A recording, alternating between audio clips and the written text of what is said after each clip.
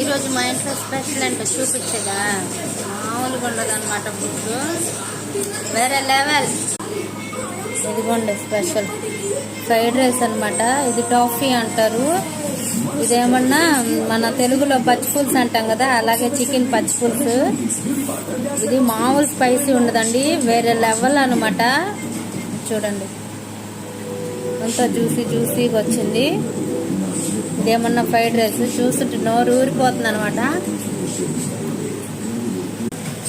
చాలా స్పైసీగా ఉంది, కారంగా.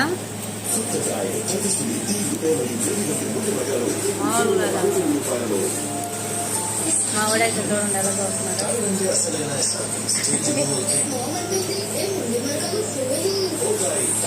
చాలా స్పైసీగా ఉందన్నమాట. వీటిలో ఏంటి ఈరోజు కర్రీ?